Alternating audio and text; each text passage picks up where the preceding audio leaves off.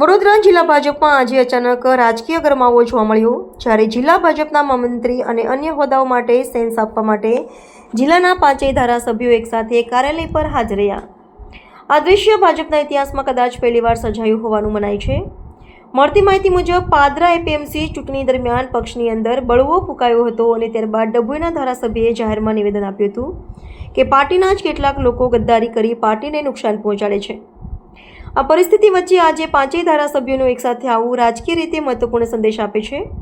ડભોઈના ધારાસભ્યએ જણાવ્યું કે જિલ્લા ભાજપના 5 ધારાસભ્યો એક જ છે, જ્યારે વાઘોડિયાના ધારાસભ્યએ ઉમેર્યું કે 5 ધારાસભ્યોને એકસાથે આવવું એ સાબિત કરે છે કે અમે એકતા સાથે છીએ. જિલ્લાનું સારું સંગઠન બને એ જ અમારી ઈચ્છા છે. સાવલીના ધારાસભ્યએ જણાવ્યું કે હું સેન્સ આપવા આવ્યો છું, સર્વસંમતિથી જ નિર્ણય થશે, પાર્ટી લાઇનમાં જ કામ થતું રહેશે. તેમણે વધુમાં ઉમેર્યું કે ડભોઈ હોય કે પાદરા, પાર્ટી વિરુદ્ધ જે કોઈ કામ કરશે એને આવનારા સમયમાં ખબર પડી જશે.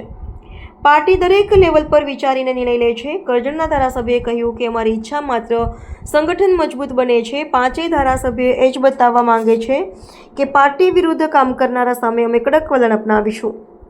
પાદરાના ધારાસભ્યએ પણ સ્પષ્ટ કર્યું કે 5 ધારાસભ્યો એક છે અને એક સાથે આવવું કોઈ ખોટું નથી. પાર્ટી વિરુદ્ધ કાર્ય કરનારા કાર્યકરોને ચેતવણી તો મળવી જ જોઈએ. પાર્ટી માટે મહેનત કરનારા કાર્યકરોનું મનોબળ ક્યારેય તૂટવું ન જોઈએ. અંતે 5 ધારાસભ્યોએ સંદેશ આપ્યો કે હવે એક જ રણનીતિ પાર્ટીને જીતાડવી અને આગળ લવી જોઈએ, એ જ અમારું લક્ષ્ય છે. પાર્ટીના નિરીક્ષકો આજે અમારા પ્રદેશમાંથી આવ્યા છે. સેન્સ પ્રક્રિયા છે હવે ચાલુ થશે, પણ અમત જે થશે સર્વસંમતિથી અને દરેકની સંમતિ લઈને કિતનભાઈ સવાલ એ છે, સાહેબ પાદરા હોય ત્યાં કાર્યકર્તાઓ ગદ્દારી અપનાવી રહ્યા છે, તો હવે પાછળ 5 ધારાસભ્યોનું શું મંતવ્ય રહેશે? અને કઈ નહીં, પાર્ટી લાઈનમાં જે પણ લોકો કામ કરતા હશે પાર્ટી લાઈનમાં કામ દરેક જગ્યા પર થતું હોય છે. અને જેવા આવા લોકો કંઈક પાર્ટીની આઉટ એન્ડ આઉટ કામ કરતા હોય છે પાર્ટીની ઉપર એક્શન લીધું હોય છે. કોઈ હોય કે પાદરા હોય એની અંદર પણ એ લોકોએ પાર્ટીની સામે કામ કર્યું છે, પાર્ટીની અમે એક્શન લીધું.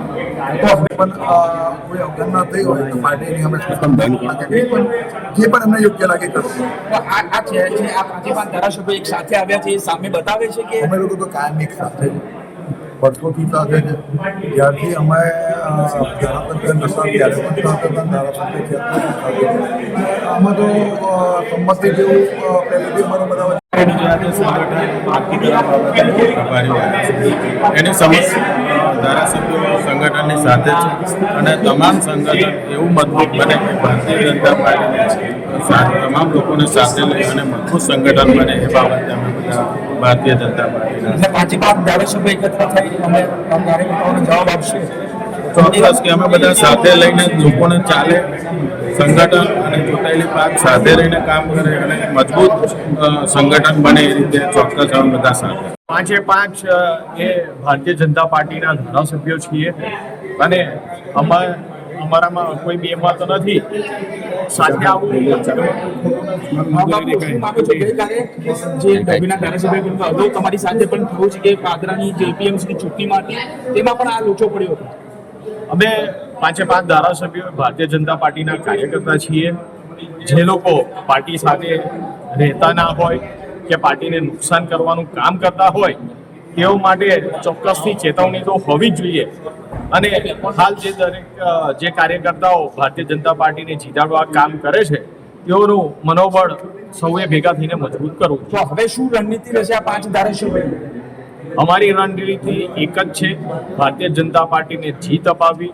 કેવી રીતે ભારતીય જનતા પાર્ટી મજબૂત થાય, ભારતીય જનતા પાર્ટીનો કાર્યકર્તા કેવી રીતે ગ્રાઉન્ડ પર જઈને કામ કરે એ જ અમારી પ્રાથમિકતા છે. સાથે મળીને અહીંયા બધા જ ભેગા મળીને જિલ્લાનું સારું સંગઠન બને, સારા લાભોને